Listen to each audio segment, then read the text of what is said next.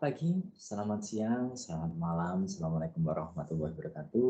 Untuk semua masyarakat Indonesia, mahasiswa Sivitas Akademika yang belajar tentang dunia sastra, terutama sastra cyber, hari ini kita ketemu kembali. Kemarin pertemuan pertama kita bahas RPS dan kontrak kuliah. Pertemuan kedua, hari ini kita akan membahas ruang-ruang produksi dan kreasi sastra cyber. Nah, kita kan sudah tahu nih, sastra itu ada sastra lisan, sastra tulis, sastra cetak. Nah, sekarang kita berada di zaman yang terkodifikasi secara digital. Semua hal dipercepat oleh teknologi. Dan kita sudah menyadari bahwa kita pun bercakap-cakap melalui teknologi saat ini. Hari itu menimbulkan sebuah polemik dan bahkan membuat sebuah pemantik untuk lahirnya sastra cyber. Pertama-tama kita akan bahas nih tentang manusia dan segala habitus yang menjelma pada digital. Sebelum jauh tentang bagaimana ruang sastra cyber itu diproduksi, ini saya rasa perlu disampaikan agar teman-teman punya fondasi lebih paten bagaimana membahas sastra cyber di masa depan. Kita bahas dulu manusia. Manusia adalah pelaku kebudayaan yang dalam semua perilakunya mengarah pada dan didasarkan pada sebuah konvensi zaman. Zaman dalam hal ini, sebagaimana dikatakan oleh Bourdieu, berada dalam sebuah semangat tertentu. Semangat yang saat ini hidup dalam masyarakat, tak terkecuali para penikmat dan pegiat sastra, adalah interaksi, interkorelasi, dan sarana kreasi melalui perkembangan teknologi informasi. Salah satu wujud perkembangan teknologi informasi itu ada dalam salah satu aplikasi yang sangat akrab kita gunakan setiap hari, yaitu WhatsApp. Dalam aplikasi WhatsApp, dulunya kita sering sekali menggunakan emoticon untuk menyampaikan emosi, ekspresi diri kita ketika membalas lawan bicara kita. Namun saat ini hadir yang namanya WhatsApp Avatar. WhatsApp Avatar itu nyatanya bermula dari emoticon. Kini bahkan kita bisa lebih detail menyampaikan ekspresi melalui WhatsApp Avatar. Seperti apa sih? Ketika kita berbincang dengan seseorang, kata-kata bisa diganti dengan serangkaian ilustrasi emosi atau bahkan memberikan tulisan ekspresif seperti yang menunjukkan detail jati diri kita. Detail ini tergambar dari pilihan skin dan unsur-unsur yang melengkapinya. Seperti ketika seorang gamer memilih karakter dan mengganti baju serta senjata yang digunakan untuk berperang. Kekuatan senjatanya, bagaimana skin tubuhnya, kostumnya, itu menunjukkan seberapa kuat, seberapa tinggi level seseorang. Atau dalam hal ini menunjukkan latar belakang kehidupan. Mungkin saja ilmu pengetahuan, mungkin saja pengalaman dalam suatu konteks tertentu. Kita bahas lagi emoticon nih, yang kemudian berwujud avatar saat ini, menciptakan ruang emosional baru. Sebuah narasi melalui simbol-simbol ekspresif terkode secara digital. Kita di sini akan menggunakan aplikasi d.id, sebuah metode untuk menciptakan avatar di dunia metaverse. Nah, ini contoh aja sih, ini hanya contoh avatar kecil. Nanti kalau masuk beneran ke metaverse akan lebih jelimet lagi. Teman-teman, inilah saya dalam dunia yang berbeda, dalam dunia yang lain. Dunia ketika tubuh saya sudah diganti dengan subjek virtual. Warna kulit, baju, aksesoris, dan segala yang saya tunjukkan sebagai avatar maupun adalah diri saya dalam imajinasi virtual. Sekarang cobalah buat avatar kalian dan deskripsikan diri kalian, ceritakan diri kalian melalui avatar tersebut. Seperti saya nih, saya pakai baju apa, saya pakai kacamata apa, saya pakai gaya rambut saya seperti apa. Bereksplorasilah. Kita bersenang-senang sejenak sebelum lebih serius. Sekitar 10 menit saja kalian download aplikasi itu. Kalau misalkan wifi-nya sedang bermasalah ya cobalah pakai kuota ya. Dan setelah itu, setelah 10 menit kalian juga kumpulkan avatar yang kalian buat dalam untuk video Lumi tersebut di bawah melalui link yang sudah ada di bawah ini. Dalam deskripsi video ada tuh linknya, nanti kalian unggah saja di sana. Sejatinya sastra cyber itu sudah ada landasannya, sudah ada aplikasi-aplikasi digital yang sudah kita coba dari sejak lampau, gitu ya. Sejak lama lah, bukan lampau ya, sekitar tahun 2010-2012.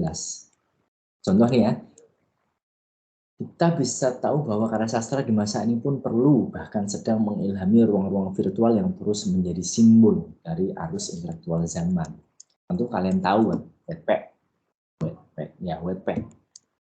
Saya yakin teman-teman yang mendengarkan video saya ini, yang menonton video saya ini juga ada beberapa dari penulis Wattpad. Di sana kalian bisa memasukkan gambar beserta teks. Bahkan yang terbaru ada musiknya. Kalau kita baca novel, mungkin ada ya novel ilustratif yang ada gambarnya, tapi kita nggak bisa dengan musik.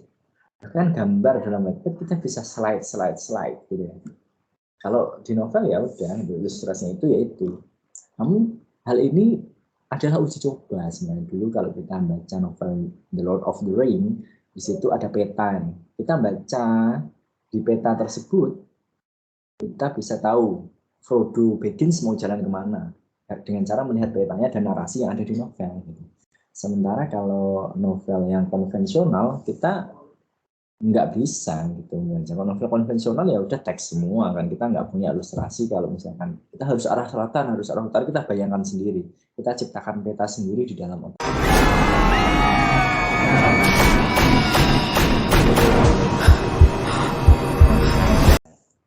Selain Wattpad, ada juga webtoon.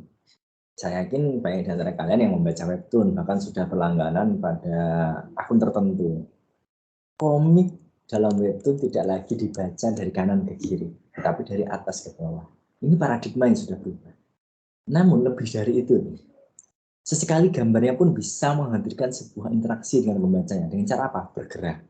Atau kalau horor nih, dia bergerak dari jauh ke depan, wah, gitu ya. Tiba-tiba menyeramkan mukanya gitu.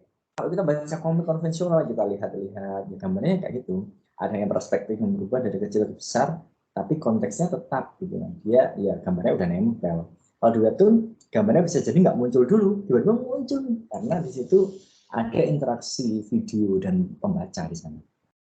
Dan masih banyak lagi aplikasi-aplikasi seperti ini. Saya ingin mengajak kalian bereksplorasi, dan minggu depan mari kita banyak mendiskusikan hal ini tentang ruang-ruang virtual yang menjadi apa namanya, pabrik lah ya, pabrik sastra cyber. Setelah kita membahas hal-hal di atas, yang perlu kita bahas kedua adalah diskusi besar tentang ruang produksi digital sastra cyber yang dianggap sebagai sebuah batasan. Pertanyaan besarnya seperti ini teman-teman. Apakah memang sastra cyber itu membatasi horizon harapan atau justru sebuah tantangan mencipta petualangan tanda tanya? Dulu, polemik lahirnya sastra cyber yang sudah banyak diperbincangkan pada tahun 2010 sampai tahun 2015 tidak pernah usai mempersoalkan horizon harapan yang terbatas. Sebab apa? Dalam kreasi sastra cyber yang notabene berwujud audiovisual, membuat interpretasi tentang karya sastra justru terbatas. Seperti apa misalkan? Ketika kita melihat karya sastra cyber, di situ pasti sudah ada gambarnya, tokohnya seperti apa, sudah ada musiknya yang kita bayangkan awalnya dalam suasana saja, dalam citraan bunyi yang ditekstualkan. Tapi kalau sastra cyber kan musiknya bisa dimasukkan. Namun saya ingin mengajak kalian untuk coba berpikir lebih terbuka tentang hal ini. Kita lihat dulu karya cyber yang mewarnai semua zaman pada tahun 2012 ini. Judulnya Tentang Kita, sebuah patikan bernada Revolver Project, karya Fat Gibran, Putih Al-Jihadi, dan Firsa Besari. Tentu kalian sudah tahu dong Firsa Besari itu siapa. Tapi Fat Gibran jarang yang tahu ya. Dulu dia pernah membuat cerpen sebuah antologi dari lagu Bondan Prakoso and Fade to Black, judulnya Kita Semangat kalau nggak salah. Nah, itu dibikin cerpen sama dia. Nah, dia cerpenis, dia seorang penulis dan sampai sekarang masih aktif menulis, terutama di website pribadinya dia. Nah, Fat Gibran dengan cara karya tentang kita ini, kita coba tayang sekilas saja ya.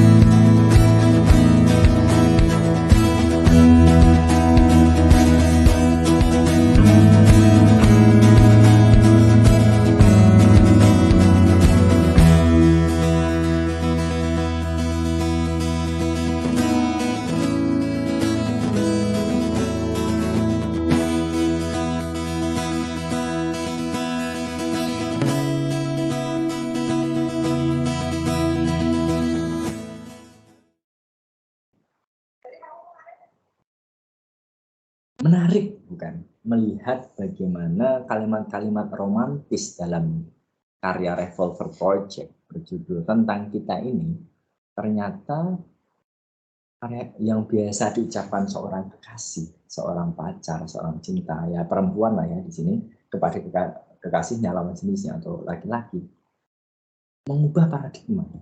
Kita dari awal, dari menit pertama, detik pertama bahkan, sampai menjelang 1 menit terakhir, kita selalu berpikir bahwa aku dalam narasi ini adalah seorang perempuan yang mencintai kamu dalam bentuk laki-laki, yang dicintai oleh banyak perempuan, pernah mengalami banyak perjalanan romantis.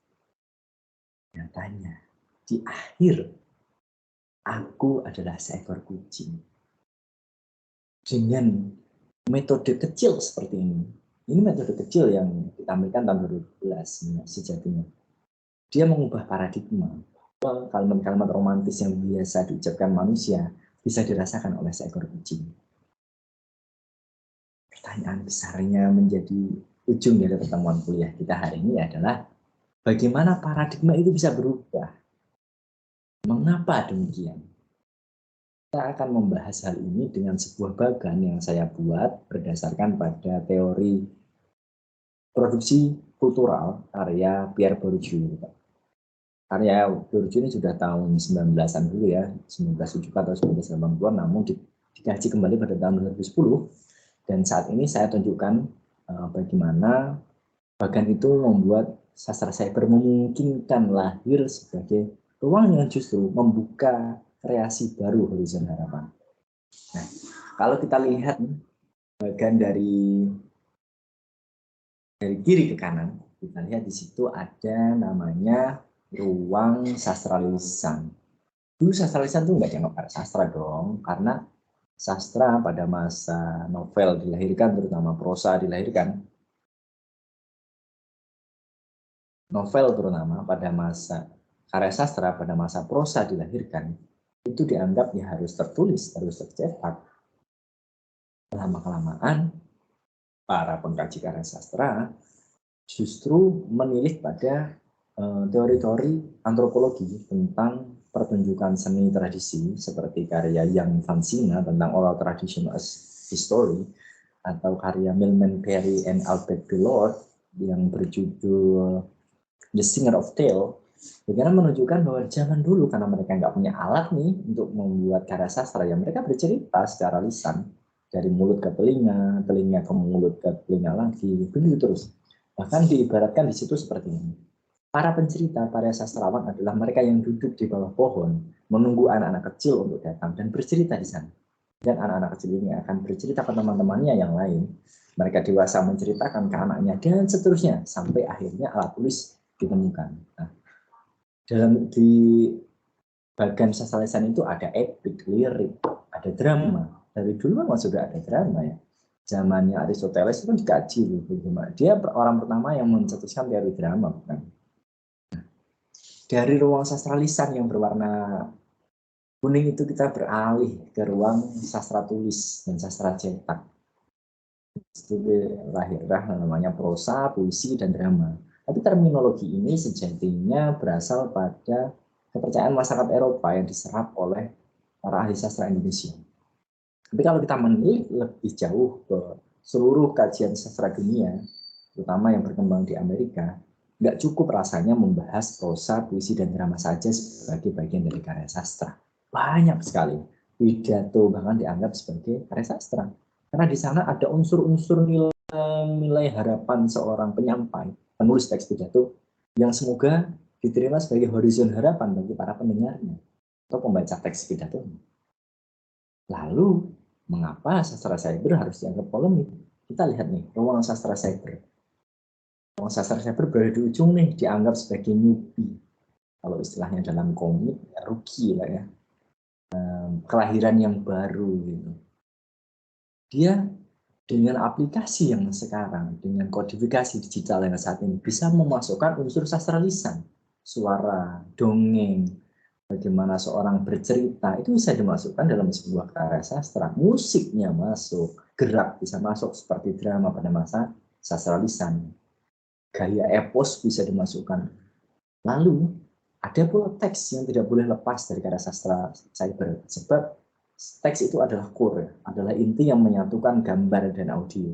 Mengapa di situ ada medan, ada medan transformasi, ada titik merah. Kalian lihat titik merah itu, kemudian titik merah itu memiliki medan warna merah banyak. Nah, itu medan transformasi yang memungkinkan kreasi sastra cyber bersentuhan dengan bentuk lisan dan tertulis. Dan itulah nyatanya menjadi sebuah paradigma baru, a transformation tool, yang membuat sebuah karya sastra dianggap karya sastra adalah media publikasinya. Ia ditulis, ia dikreasikan oleh seorang kreator, seorang sastrawan, dengan media yang ada pada zaman itu. Pada zaman sastra lisan, ketika pena dan alat mesin ketik atau mesin cetak belum ada, ya mereka bercerita secara lisan. Sementara ketika pena, mesin ketik, mesin cetak ada, ya mereka bercerita dengan tertulis karena medianya sudah ada, alatnya sudah ada. Nah, pada zaman digital ini semuanya terkodifikasi secara digital. Bisa, maksudnya di sini. Lalu kenapa karya sastra harus dipolemikan? Berarti karya sastra cyber ada dong. Karya sastra cyber melakukan publikasi, mengkreasikan karya sastra dengan cara kodifikasi digital.